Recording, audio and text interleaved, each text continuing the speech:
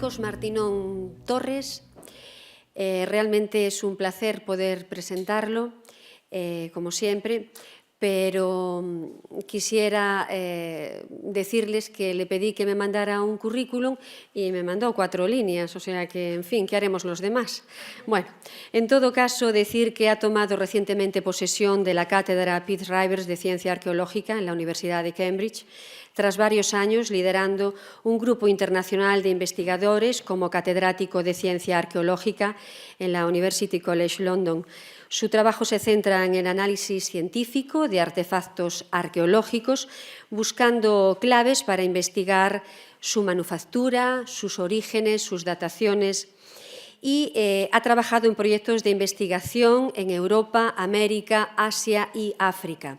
Sus proyectos más destacados se centran hoy en el ejército de terracota de China y en el oro precolombino de Sudamérica. Es autor de más de 120 publicaciones, seguro que esto no está actualizado. Ha impartido charlas públicas en más de 20 países y quiero terminar diciendo solo una cosa que me molesta de Marcos Martinón Torres. Solo una. Pues se trata cuando estoy en casa viendo la televisión, los documentales de la 2, que estoy intentando dormir la siesta, y aparece el profesor, como dicen, profesor Martinón, ahí hablando en los documentales de la BBC. Entonces es el único momento que realmente digo, ay, ya está Marcos aquí.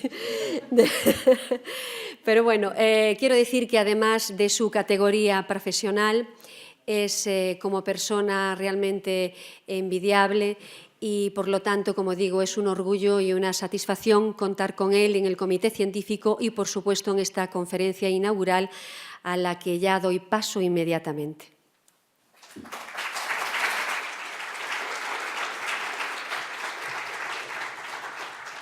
Muchísimas gracias, Aurelia, por la presentación y disculpas por la intromisión en tu hogar.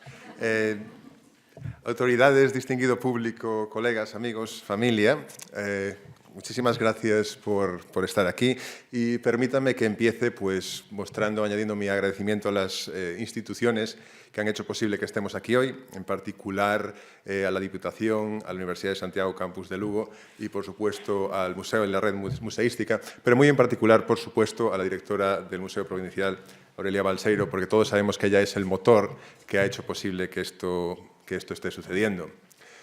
A una escala más personal también querría agradecer a mis colegas en el Comité Científico Organizador pues, por los momentos que compartimos organizando esto y compartiendo ideas. Y también, por supuesto, agradecerles el honor que me brindan con la oportunidad de ser quien ofrezca esta conferencia de apertura. Me van a permitir ahora que me tome un minuto para dirigirme en inglés a aquellos en la sala que quizá no entienden el español, también como deferencia a ellos. I'm going to take just 1 minute to thank you for your presence here. It means a lot to all of us, and I appreciate that today the proceedings are in Spanish without translation. And so I'm going to take just 1 minute to give you the quickest snapshot of what I'm going to try to present in the hope that you can then follow the pictures. Basically, I'm going to talk about the value of gold and the extent to which that's universal. And I'm going to start by looking at the origins of the myth of El Dorado. The origins are very well known to start at the period of contact when the Europeans arrived to Colombia in particular. And I'm going to use that as a starting point to look at the way in which those Colombian communities used, valued, and deposited gold, just to show that the way in which they understood gold had nothing to do with economics, nothing to do with ostentation, therefore nothing to do with what we think is our universal understanding of gold. I hope you like the pictures. En los próximos 2 días vamos a hablar mucho de oro.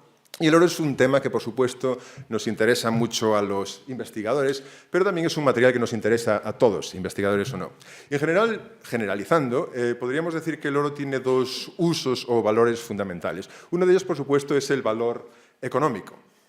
Hoy por hoy todos sabemos que el oro es la mejor manera de acumular riqueza, de acumular dinero, y de ahí que todavía hoy las cámaras y bóvedas acorazadas de los bancos tengan lingotes de oro que, en cierto modo, sustentan la economía de los países.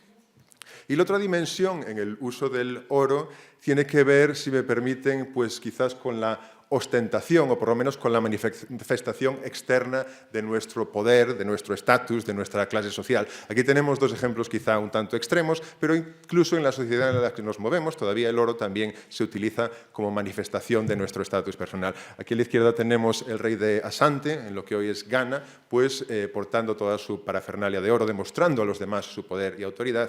Y en el otro lado tenemos este personaje de la India, que hace un par de años se gastó 250.000 libras en diseñar esta camisa de dólares, perdón, en diseñar esta camisa de oro. En ambos casos y de maneras diferentes tenemos el uso de oro como ostentación, como lo tenemos también en este otro ejemplo aquí. Este es un cuarto de baño de un hotel en Hong Kong que está literalmente forrado en oro. Cuestión de gustos, si es el espacio más confortable para sentarse, pero no vamos a entrar ahí. A lo que voy, supongo, es que todos tenemos familiaridad con ese uso y esa concepción del oro como algo que tiene fundamentalmente un valor económico y un valor de ostentación, de manifestación social. Y esto es algo que también vemos, en cierto modo, en la arqueología. Sin entrar en ningún detalle, por supuesto, la orfebrería castrexa, que nos es tan común, pues parte de su uso, por supuesto, se dedicaría a ese tipo de ostentación en la que, llevando un torques o unas arracadas, pues tú le demuestras a los demás quién eres. Y con todo esto, supongo que cabe preguntarse algo que quizás damos por hecho, pero que conviene, como decía, preguntarse de vez en cuando, y es ¿por qué? ¿Por qué distintas sociedades en distintos momentos han elegido el oro como ese material que está en la cima de la pirámide de valores? ¿A qué se debe esto? ¿Y es esto un fenómeno realmente universal? Podemos hablar de una serie de elementos que nos ayudan a entender ese valor, esa calidad especial del oro y que en cierto modo quizás justifiquen ese interés. Por una parte tenemos, por supuesto, ese brillo y ese color tan particulares del oro.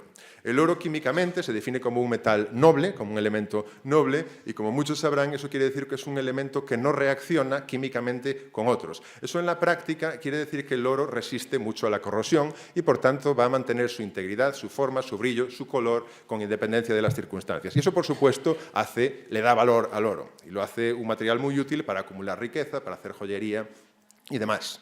El oro, además, es un metal muy maleable, muy blando, si quieren, y eso también permite que los joyeros puedan trabajarlo con más destreza, con más sofisticación, para crear piezas de joyería y de arte muy detalladas. Y hay otro factor que desde luego tenemos que destacar, que es muy particular del oro y que sin duda contribuye a su valor, y ese es su escasez.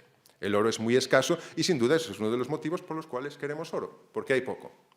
Y voy a tratar de cuantificar esto para que se hagan una idea. Si pudiésemos analizar la Tierra entera, químicamente, obtendríamos que la cantidad de oro aproximadamente que hay en la Tierra es un 0,0000002%. Una cantidad infinitamente pequeña. De esta pequeñísima cantidad, mucho está en el fondo del mar o en lugares en los que no podemos extraerlo, pero se estima que desde los orígenes de la metalurgia hasta el presente se han extraído unas 165.000 toneladas de oro, lo cual parece una cantidad no desdeñable. Sin embargo, si dividimos esta cantidad por los 7,5 billones de personas que hay en el mundo, a cada uno nos tocaría aproximadamente 0,02 gramos de oro. Para que se hagan una idea, esta modesta alianza que llevo en mi mano tiene aproximadamente 2 gramos de oro. Eso quiere decir que yo llevo el oro que, si distribuyésemos el oro equitativamente, yo llevo en mi mano el oro que corresponde a 100 personas de este mundo. Creo que es una imagen bastante gráfica para que nos demos cuenta de lo desigualmente distribuidos que están los recursos en el mundo. Y yo no soy, desde luego, la persona que más oro posee. Pero, sin duda, esto también es para ilustrar que sí, el oro es valioso, el oro es escaso, el oro es especial. Pero también merece la pena preguntarse, ¿esto es así en todo el mundo? ¿Ha sido siempre así? ¿El valor económico y de ostentación del oro es algo universal que podemos asumir que siempre fue así en todas las culturas del mundo? Pues eso es de lo que me gustaría tratar de hablar en los siguientes minutos, y utilizando como excusa o como línea argumental la leyenda del dorado. El dorado, por supuesto, es pues una manifestación popular de esa codicia de la que hablábamos del oro entendido como aspiración económica. Lo conocemos por la popularización en películas de Disney y demás, como esa ciudad en la que las casas estarían construidas de ladrillos de oro, el polvo de las calles serían pepitas de oro y demás. Sin embargo, como veremos, tiene ciertos orígenes históricos. La idea del Dorado, la leyenda del Dorado, ese lugar mítico donde encontraríamos riquezas inagotables, está muy presente en particular en Sudamérica. Si ustedes van a Colombia verán que el aeropuerto se llama El Dorado, que la reserva natural se llama El Dorado, la tienda de colchones se llama El Dorado y está infinitamente presente en la cultura popular como algo muy de ellos. ¿Cuál es el origen de esto? ¿Dónde empieza la gente a obsesionarse con El Dorado? ¿Ha sido siempre así? En realidad sabemos que el origen de esta leyenda se retrotrae a los momentos del contacto cultural, político y demás, entre europeos y lo que hoy son colombianos, en la zona de Colombia. Hace más de 500 años, por tanto. Cuando los europeos, los españoles, llegan allí, conocemos por documentos históricos varios de ellos que describen un ritual religioso de las sociedades muisca de Colombia que ellos describen como el rito de El Dorado. En sus orígenes, en estas descripciones que tenemos en el siglo XVI, El Dorado no era un lugar, sino que era una persona. El Dorado era un cacique muisca al que primero se untaba de aceite o de grasa, después se les polvoreaba con pepitas y polvo de oro para convertirlo en El Dorado, la persona, y esta persona, El Dorado, se embarcaba en una balsa hecha de troncos o de cañas y navegaba hasta el centro de la laguna sagrada de Guatavita, donde él ofrecía objetos de oro, además de lavar su propio cuerpo y, por tanto, depositar todo el oro en el fondo de la laguna. Es ahí donde tenemos el origen de la transposición de la persona El Dorado a el lugar El Dorado. Ese lugar remoto en la profundidad de la selva colombiana en la que tiene que haber una laguna llena de oro. Y sabemos desde ese momento numerosas expediciones documentadas históricamente de aventureros entre el siglo XVI y el siglo XX que se pierden en la selva colombiana, en algunos casos para nunca regresar, tratando de encontrar ese lugar, El Dorado. Bueno, aquí tenemos una ilustración del siglo XVI en la que se está mostrando cómo están dorando al dorado con su indumentaria. Y aquí tenemos un periódico de hace unos 100 años, de principios del siglo XX, en la que todavía, en tiempo reciente, un ingeniero británico se aventuró a drenar la laguna de Guatavita y hacer excavaciones buscando esos tesoros. Y muchísima gente murió también en esta empresa y es lo típico que se ha convertido, en cierto modo, en una maldición. Y todo esto estaba ahí, esa obsesión con El Dorado, y se convirtió en una obsesión todavía mayor, todavía más popular, cuando en 1968 se descubrió la balsa muisca del Dorado. Este objeto es un objeto de oro no muy grande, tiene más o menos el tamaño de mi mano, y cuando se descubrió pues fue una gran revolución en ámbitos académicos y populares, y hoy por hoy se reconoce como probablemente la pieza patrimonial más importante de Colombia, si no de toda América. Y el motivo es fundamentalmente que se entendió que esta pieza representaba la ceremonia del Dorado y por tanto demostraba que esa ceremonia sí que tuvo lugar.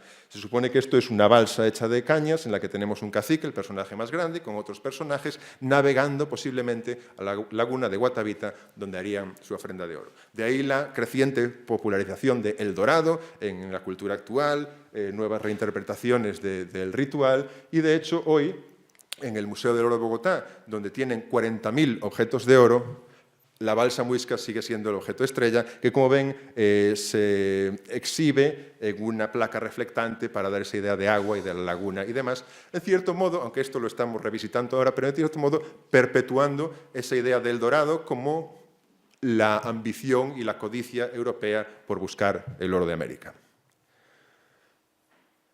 En este contexto, y en esta historia, que como ven es una historia contada por europeos, aunque se refiera a América, mis colegas en el Museo del Oro y yo, desde hace unos años nos empezamos a plantear la idea de que sería interesante tratar de reconstruir la leyenda y la historia del Dorado, pero desde una perspectiva indígena. Es decir, utilizar la arqueología y no solo las fuentes históricas europeas para tratar de entender la concepción, el uso y el valor del oro en las sociedades indígenas colombianas anteriores a la conquista europea.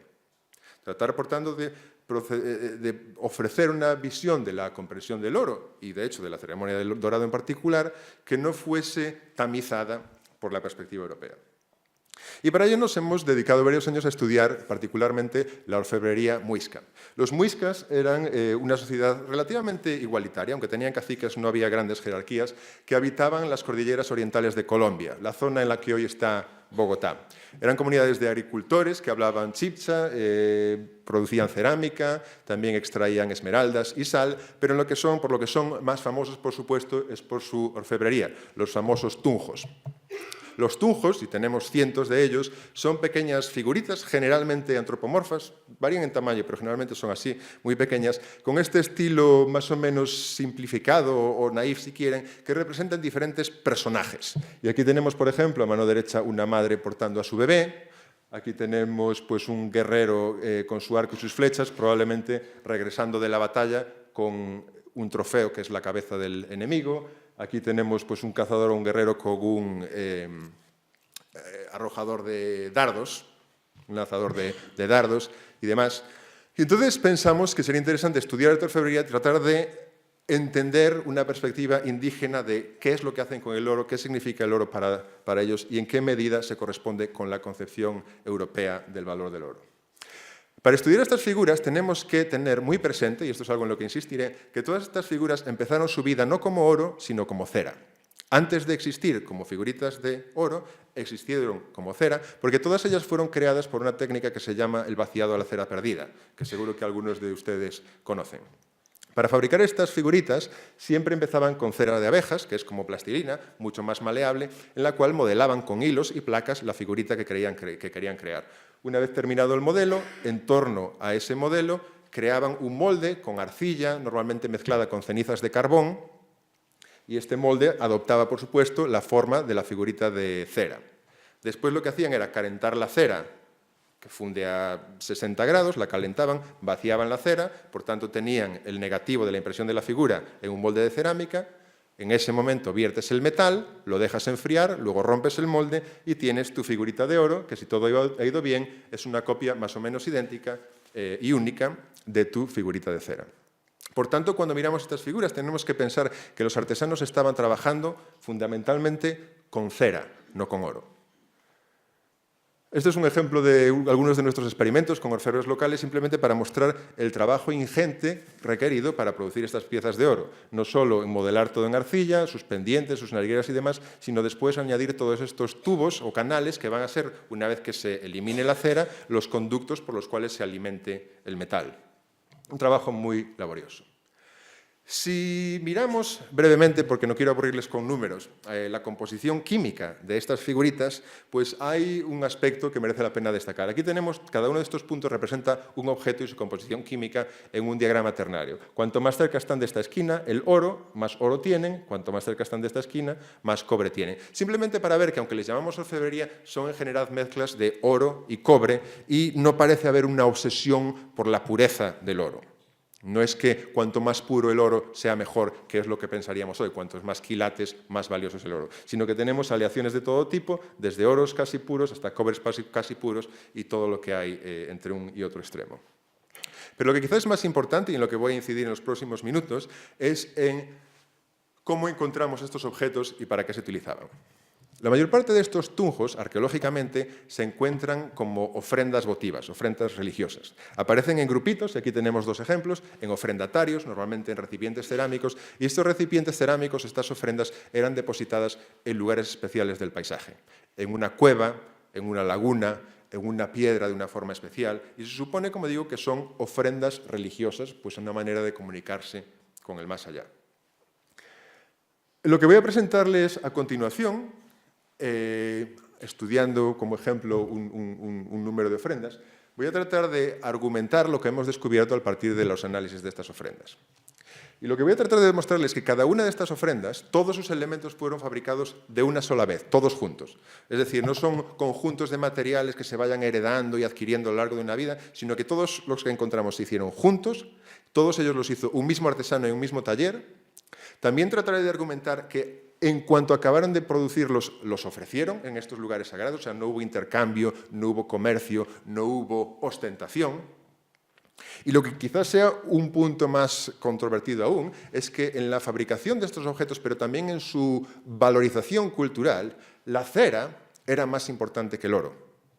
Y aunque los objetos acababan, por supuesto, teniendo una materialidad de oro, la apariencia de esos objetos no era lo que importaba, o por lo menos no en el sentido en el que hoy esperamos que el oro manifieste su apariencia como algo brillante, refinado, pulido y limpio. Así que en las próximas diapositivas voy a tratar de sustanciar con datos esta serie de ideas que les comparto aquí de antemano. Aquí tenemos otro diagrama ternario de composiciones, simplemente para ilustrar una serie de ofrendas. Aquí tenemos los puntos colorados según en qué ofrenda han aparecido. Es decir, los objetos que están del mismo color son objetos que aparecieron juntos en un ofrendatario. Simplemente para mostrar que aquellos objetos que aparecen juntos, en general, tienden a tener la misma composición y, por tanto, se agrupan en el diagrama. ¿Qué quiere decir esto? Pues nosotros entendemos que lo que esto quiere decir es que cada grupo de objetos, cada ofrenda, representa una única remesa de metal. Una crisolada, un crisol con metal líquido que se vacía en todos esos moldes para fabricar todas las figuritas, porque todas, como decía, están hechas de una sola vez. Esta idea de que cada grupo, cada ofrenda supone una única remesa de metal, la hemos reforzado haciendo análisis de elementos traza, que son como impurezas geoquímicas que tenemos en los metales, y aquí vemos, sin entrar en mucho detalle, cómo los elementos trazas, esas huellas geoquímicas, nos permiten de nuevo agrupar las ofrendas entre sí. Es decir, todos los objetos que aparecen juntos tienen las mismas huellas geoquímicas porque todas ellas proceden de la misma remesa de metal, del mismo crisol. Pero lo que quizás es más importante es que no solo tenemos una remesa de metal, sino que en cada una de esas ofrendas tenemos un tema único y un artesano único. Es decir, cada grupo tiene una coherencia interna, no solo desde el punto de vista de los materiales de los que está hecho, sino la persona que lo hizo y un tema que trata de representar. Todas ellas cuentan una historia. ¿Qué historia nos cuenta cada ofrenda? Pues no es siempre fácil resolverlo, pero por lo menos podemos ver una coherencia interna. Voy a tratar de ilustrarlo. Empezamos, por ejemplo, una ofrenda, una remesa, un artesano, un tema, y empezamos con la ofrenda de Carmen de Carupa. Esta es una ofrenda muy pequeñita, aquí tienen una moneda por escala, son 3 figuritas pequeñísimas, pero esa coherencia semántica la vemos en la que todas las figuritas representan a la misma persona, en este caso los llamados hombres canasto. Se les llama hombres canastos porque son hombres muy conocidos en zonas de los Andes, esta postura, tienen esta postura de canasto, agarrando las rodillas con los brazos, por tanto son como un canasto, un cesto, y es una actitud de pensar, de recoger pensamientos o inspiración divina. Esa es la temática, podríamos decir, de esta ofrenda. Pero desde un punto de vista técnico, yo creo que está bastante claro que todas ellas fueron producidas por la misma persona. Si las ponemos bajo el microscopio electrónico de barrido, pueden ver ustedes cómo cuando las modelaron con cera, pues este artesano tenía un estilo muy particular de hacer los ojos con estas líneas horizontales, luego cruzarlas con esa nariz vertical que cubre también la boca. Es un estilo, yo argumentaría, idiosincrático de un artesano único y particular. Y hay un trabajo con la cera, insisto, de lo más laborioso. No olvidemos que la anchura de este objeto, aquí pueden verla, es de solo 5 milímetros, son pequeñísimos. Trabajo muy sofisticado con la cera. Sin embargo, observen también cómo hay estas suciedades o estos residuos que vemos en los ojos y en algunas grietas negruzcos. Estos residuos son los restos del molde en el cual se vació el metal. Como recuerdan, primero tenemos cera, lo recubrimos de cera y carbón, de cenizas de carbón y arcilla, y luego vaciamos el metal. Cuando tú rompes el molde, el metal no está limpio. Tú tienes que quitarle de esos recovecos los restos de suciedad. Pero en este caso no se han molestado en quitarle esos restos de suciedad. Aquí también vemos, arriba de todo, encima de sus cabezas, estos flecos de metal, esas fracturas que no tienen marcas de desgaste, que nadie se ha molestado en pulir y retocar. Es decir, un objeto muy bien diseñado, pero luego parece que está inacabado, lo cual es bastante curioso. De hecho, si ponemos estas figuras juntas en una mesa, acabamos viendo que 2 de ellas encajan perfectamente y que es posible que nos falte una cuarta, que encajaría ahí, que por cualquier motivo se ha perdido. En otras palabras, cuando las diseñaron con cera, estas 2 figuras fueron hechas en el mismo modelo de cera, vaciaron el metal, luego rompieron la pieza a la mitad e inmediatamente la ofrecieron a sus dioses sin molestarse en limpiarla, en retocarla, en pulirla, lo cual es un uso del oro bastante curioso, estarán de acuerdo conmigo. Y veamos ejemplos similares en otras ofrendas.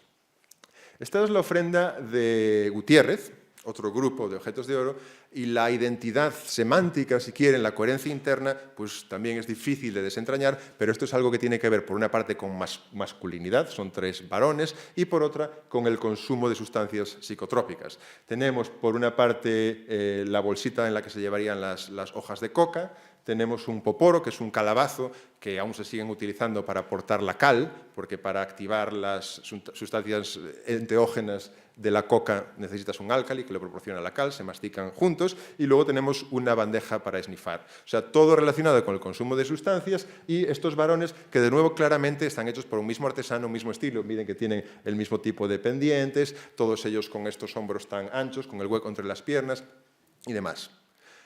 Pues bien, una pieza muy bien hecha desde el punto de vista de la cera, muy bien diseñada, pero con peculiaridades técnicas. Miren aquí estos 2 alambres. Los pies de este tunjo, de este personaje, estas son sus rodillas, estos son los pies, pero aquí tenemos un par de cables que parece que no deberían estar allí. Aquí tenemos una calabaza y de nuevo vemos unos cables de metal que sobresalen. ¿Qué son esos cables? Pues bien, esos cables son los alimentadores y embudos por los cuales fluyó el metal cuando se vaciaron estas piezas.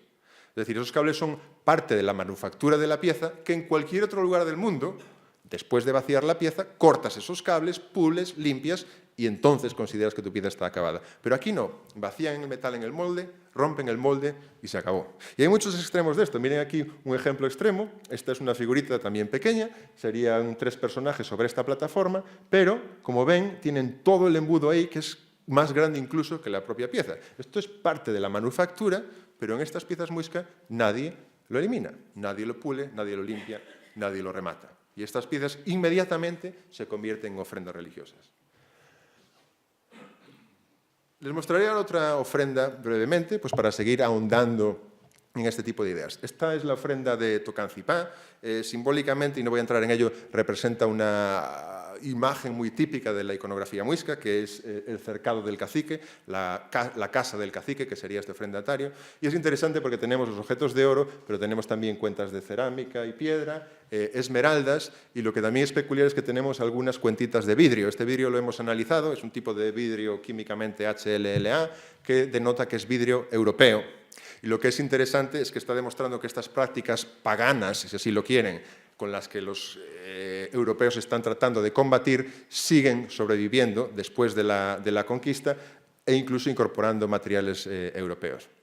Pero a lo que iba es que desde el punto de vista de la orfebrería tenemos esos 4 tunjos y de nuevo son 4 tunjos que cuando los miramos bajo el microscopio electrónico de barrido vemos esa identidad artística. Es como si pudiéramos atribuirlos claramente los 4 a un mismo artesano. Estos me gustan particularmente porque parecen obras como de Modigliani. Los cuerpos difusos, todos ellos con las manos aquí, parece que calentaron la cera para darle esos contornos difusos, estas caras tan peculiares con los ojos cubriendo las orejas. Esto tiene que ser, yo diría, la obra de un único artesano que los hizo todas de una vez. Y de hecho estos objetos también, el hecho de que todos ellos se vaciaron boca abajo, por eso tenemos esa tensión superficial en sus pies.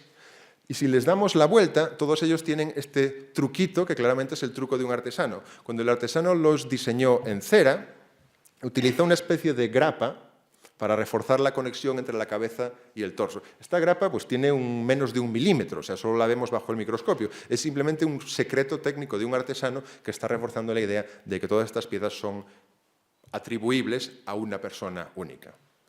Como decía antes, son objetos que están hechos todos juntos, todos de una vez, y sin apenas rematarlos, con una biografía muy corta, si quieren así decirlo, se ofrecen en lugares sagrados. Y esta es la última ofrenda de la que les voy a enseñar algunas imágenes, porque es también otra de mis favoritas. Esta es la ofrenda de Suba, que es una de las más grandes, tiene 30 y pico tunjos, también apareció en un ofrendatario, y aquí la coherencia en cuanto a su temática pues es debatible, pero lo que tienen en común es que en todo caso tenemos guerreros, madres y bebés. Es muy tentador hablar sugerir si esto podría tener algo que ver con el sacrificio de bebés para propiciar éxitos en la guerra, pero por supuesto eso quizás es ir un poco demasiado lejos en nuestra interpretación. Lo que no cabe duda es de nuevo que tenemos una especie de coherencia interna en cuanto a la temática. Y cuando miramos estas piezas bajo el microscopio, este es uno de mis favoritos absolutos, de los cientos de tunjos de Colombia. Tenemos, por ejemplo, en este caso, una madre con un bebé, y es mi favorito pues porque es una imagen muy bonita. Como ven, la madre está agarrando al bebé que les está mirando a ustedes. Aquí está la cara del bebé. Pero desde el punto de vista del trabajo de la cera, es extraordinario. Miren ustedes aquí, los labios del bebé tienen 1/3 de milímetro de espesor. Esos son los cables de cera que el artesano estaría manejando. Tiene que haber sido una cantidad ingente de horas modelar esto en la cera. Luego crea uno el molde. Luego vacía el metal, y cuando se vacía el metal hay algún defecto de vaciado, estas especies de flecos de metal que le salen en el cuello. Esos flecos sería facilísimo recortarlos, pulirlos, limpiarlos para obtener una pieza mejor acabada. Pero aquí, claramente, los preceptos no dictan que haya que pulir, acabar y limpiar las piezas. Y tenemos muchos otros ejemplos en la misma ofrenda. Este es un típico bebé atado a su cuna, en el que quizás por una burbuja en el metal hay una parte en la que tenemos un hueco. Nadie se molesta en repararlo o llenarlo. Aquí tenemos otra cara de un tunjo, en el que también, por un defecto no en la cera, sino en el oro, hay un error, pero nadie lo soluciona. Y tenemos incluso, este caso extremo, un tunjo que, por el motivo que fuese, cuando presumiblemente en cera estaba bien hecho, pero cuando lo vacían en metal, algo pasa, se deforma todo completamente. En cualquier otro contexto podríamos argumentar esto es un error, esto se vuelve al crisol y lo volvemos a intentar, pero aquí este objeto que nosotros llamaríamos defectuoso, ellos no, se deposita junto con todos los demás en esta ofrenda sagrada. Pues bien, con todo esto que hemos aprendido en esta ruta por la orfebrería de Colombia, podemos ahora revisitar la famosa balsa muisca. Y lo primero que conviene decir es que la famosa balsa muisca es parte de una ofrenda. Es la ofrenda de Pascua. En ese sentido, no es diferente a las otras. Es un objeto de oro que hemos nosotros convertido en particularmente famoso por la historia del dorado, pero no es más, probablemente fuera significativo entonces, pero no es un objeto diferente, en el sentido que es un objeto de oro que aparece junto con otros en una ofrenda votiva muisca. Y cuando, con todo lo aprendido, reanalizamos la balsa muisca, pues encontramos que en general tiene las mismas particularidades que hemos observado en otras piezas de orfebrería. Aquí tenemos una fotografía de detalle del propio cacique, en la que empezamos a ver, y luego veremos mejor, pues por una parte, el trabajo de la cera, extraordinario, el trenzado de toda esta nariguera colgada de su nariz, los pendientes y demás, pero restos también de carbones que no se han limpiado. Por cierto que estos carbones son fabulosos para nosotros porque podemos extraer pequeñísimas muestras y mandarlas a datar por carbono 14. Por ejemplo, hemos datado la balsa muisca, hoy sabemos que es del siglo XIV después de Cristo, gracias a esa suciedad que nos dejaron los artesanos indígenas. Es muy difícil apreciar la calidad y la iconografía de este objeto porque todo brilla demasiado, pero simplemente pues, para que vean algunos detalles, aquí tenemos la parte frontal de la balsa con dos remeros posiblemente a cada lado.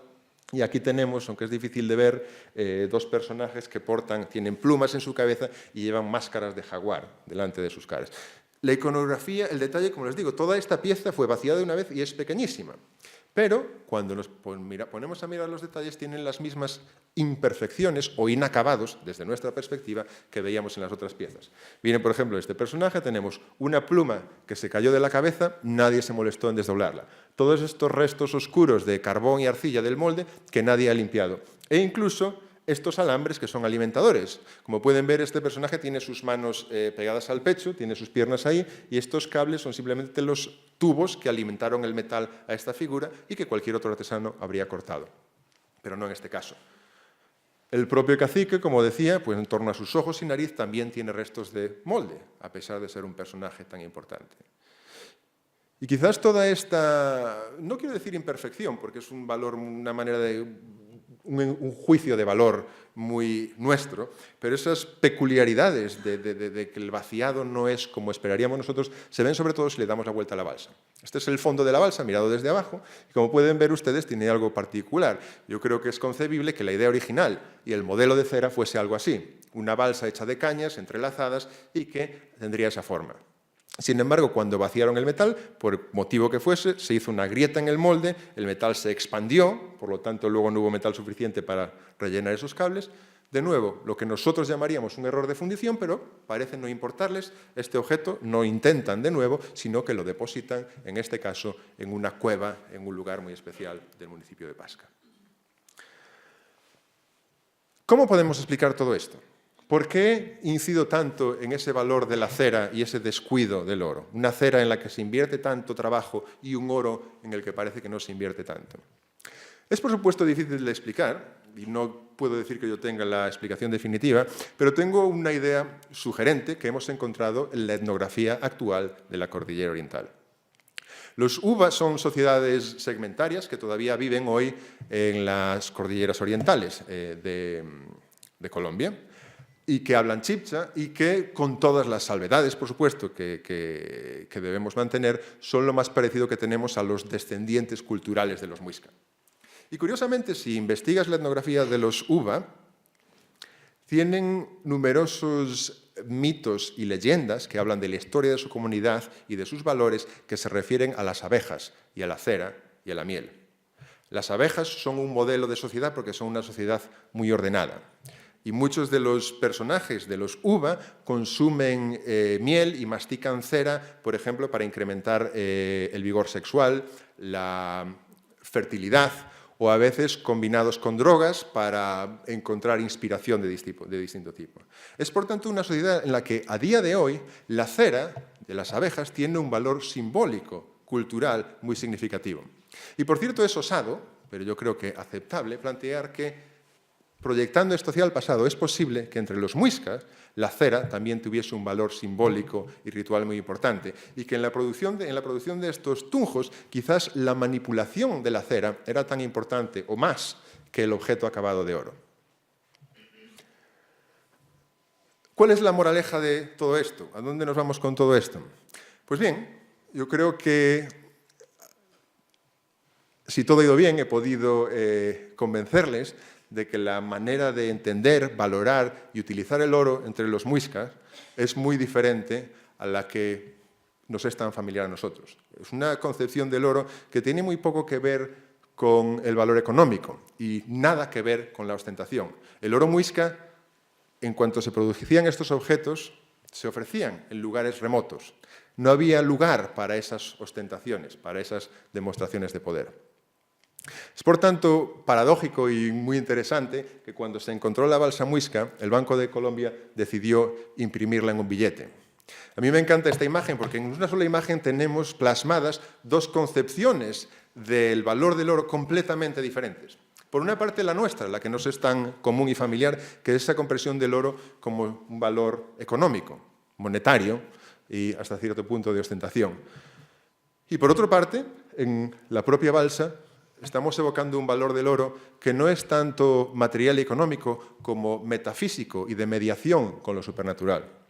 Unos objetos de oro que no se utilizaban para ostentar, porque ni siquiera se hacían para los ojos de este mundo, se hacían para los ojos del más allá. Y un mundo en el que el oro seguramente tuvo valor cultural, simbólico, pero un valor que puede haber sido igual o incluso inferior al valor de la cera. Cuando nos planteamos todo esto, pues inevitablemente tenemos que recordarnos que nuestros valores no son universales. Yo creo que eso es una lección útil y que merece la pena recordar de vez en cuando.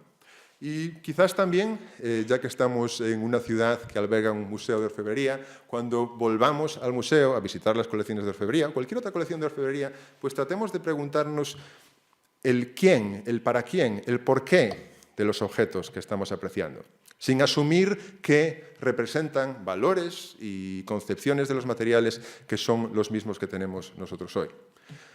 Y quizá también para terminar, les invitaría a pensar que cuando estudiamos estos objetos arqueológicos de orfebrería y otros materiales, en cierto modo quizá nos estamos entrometiendo en un mundo religioso ajeno al nuestro. Estamos, de cierto modo, desbaratando un equilibrio que quizás los muiscas estaban buscando cuando hacían estas ofrendas en lugares sagrados. Y si nos hacemos conscientes de eso, pues quizás todavía más nos haremos conscientes de que tenemos que hacerlo con cierta reverencia a las personas que produjeron, utilizaron y depositaron estos objetos de orfebrería. Con reverencia, respeto e incluso agradecimiento que nos permitan inmiscuirnos en ese mundo y apreciar pues, esa ingenuidad, esa destreza y esos valores que pueden ser diferentes a los nuestros, pero por supuesto son igualmente apreciables y respetables. Y con esto termino. Muchísimas gracias.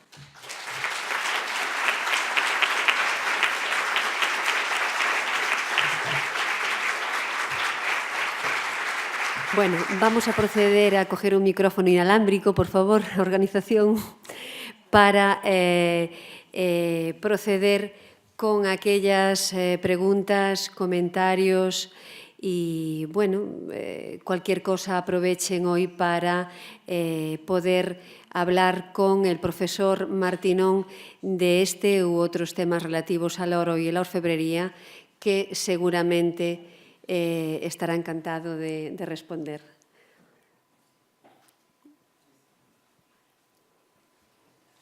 Por favor, si hay alguna pregunta, pueden levantar la mano y se acercará a mi compañera. Gracias. Muy buenas tardes. Yo quiero preguntarle, porque la duda que tengo es por qué hasta la Edad Moderna en España no se encuentran piezas de oro de uso personal. ¿Qué es lo que ocurre? ¿Es que no llega el oro, no se sabe trabajar? Es que no estoy seguro que entienda su pregunta, porque en realidad objetos de uso personal se refiere a, por ejemplo, joyería, anillos... Efectivamente, o sea, hasta la Edad Moderna, desde, concretamente, y perdón por mi ignorancia, desde la época de los celtas hasta la Edad Moderna, no se descubren piezas de oro. Yo creo que sí, por supuesto. Es una minoría. Para la prehistoria, pues tenemos muy buenos ejemplos en el museo de aquí, de piezas de orfebrería, que representan collares, diademas, cinturones, pendientes, que serían, podemos argumentar, de uso personal, o por lo menos de identificación personal. Y luego, en periodos posteriores, seguimos teniendo anillos, joyas, coronas, hebillas... Sin embargo,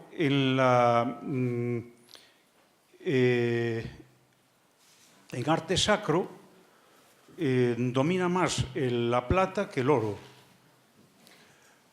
Hombre, ahí ya puede haber una confluencia de factores. Una de ellas, por supuesto, la propia abundancia de los metales. La plata es, en términos relativos, muchísimo más abundante que el oro y, por tanto, más accesible. El oro, como decíamos, es muy escaso y, por tanto, tiende a concentrarse en menos manos. El hecho de que el oro pues, pueda haberse reciclado, pueda haber acabado en manos privadas, la representatividad de distintos metales o materiales pues es difícil de evaluar, pero desde luego que ejemplos de oro para objetos de uso personal sí que las tenemos históricamente. Es que un trabajo que hizo Manuel Sáenz González y Yayoi Kawamura en los siglos XVI, XVII y XVIII, en la Mariña lucense, apenas se ven piezas, yo creo, vamos, trato ahora de memoria, pero no veo ninguna pieza de oro, todo es platería. Pues habría que verlo, pero yo creo que sería una cuestión o de que no se hayan recuperado o si realmente son escasas, que probablemente lo sean, sería una cuestión puramente económica y de acceso al oro. No es que yo no creo que haya existido en periodos tan recientes un rechazo cultural al oro. Yo creo que cualquier persona en el siglo XVII de España que tuviese acceso a objetos de oro, pues no diría que no. En otros contextos, y eso es de lo que hablaba hoy, el oro tiene otros valores y sabemos tanto en el Caribe precolombino como en el África subsahariana, por ejemplo, el cobre tenía más valor que el oro. Y la obsesión con el oro es un resultado de la globalización y de la llegada de los europeos, u otros, pero es resultado de contactos coloniales. Pero desde luego que en la Europa del siglo XVII no cabe duda de que el oro es el metal más valioso y el que todo el mundo quiere tener. Entonces, si en algunos sitios no hay oro, pues probablemente sea simplemente porque no había acceso en ese contexto particular. O por lo menos es lo que yo pensaría. Ya. Muchísimas gracias. A usted.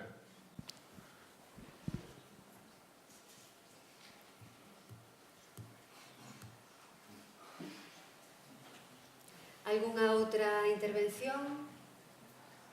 Una pregunta. La persona está que y los dos ingleses que desaparecieron en Mato Grosso, ¿te acuerdas que era un padre y un hijo? Y el siglo pasado. Y tú estuviste haciendo excavaciones por allí, ¿se llegó a saber algo? Pues debo confesar que no sé de qué me está hablando, ¿no? Hubo una expedición por unos ingenieros que se habían informado en Mato Grosso sobre el rodado, ¿no? Que se había llegado. Era un inglés y después por Bolívar, ¿te acuerdas? Tuvo que hablar esta Es que hay varias historias y de hecho es... Y muchas más recientes y más comentadas en Inglaterra. Precisamente fue el primero que estuvo allí en la expedición y después se llevó al hijo y desaparecieron los dos de la selva.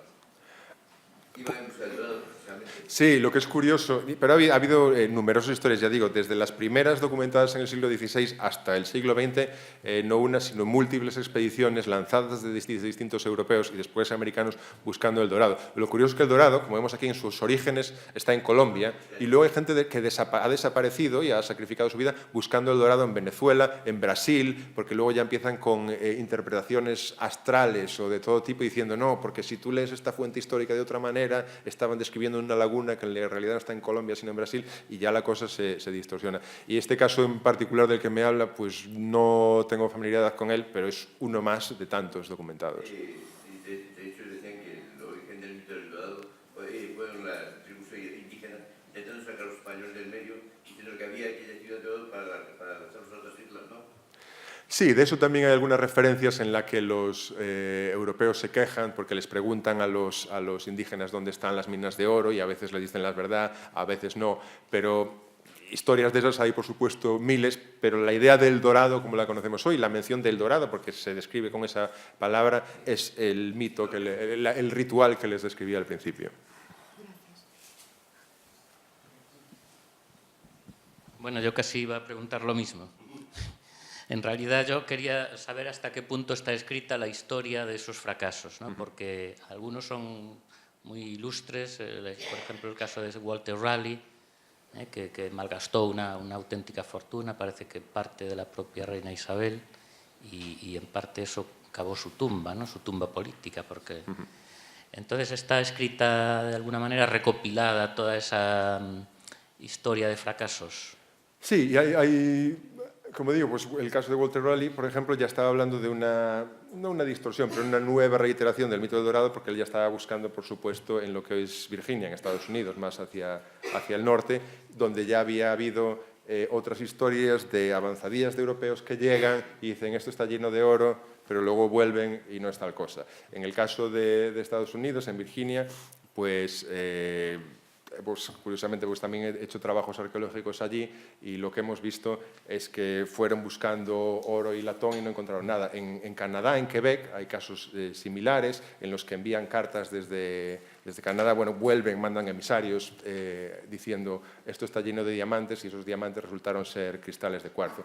Y hay, como digo, numerosísimas historias documentadas en archivos y en algunos libros que han tratado de recogerlas, tanto para Colombia en particular, como digo, desde el siglo XVI, avanzadillas y exploradores que nunca vuelven o que vuelven sin encontrarlo y demás, y luego, más recientemente, pues en todos los lugares de América y más allá, buscando diversos tipos de El Dorado.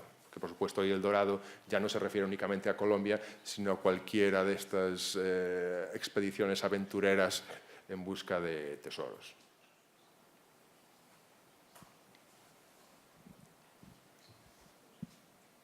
Algunha cuestión máis? Se non damos por rematada esta xornada. A última, por favor. Non hai. Bueno, pues entonces, muchísimas gracias, Marcos Martínón Torres. Y a ustedes los emplazo para mañana a las 9:30 o'clock para comenzar con la primera sesión temática. Gracias.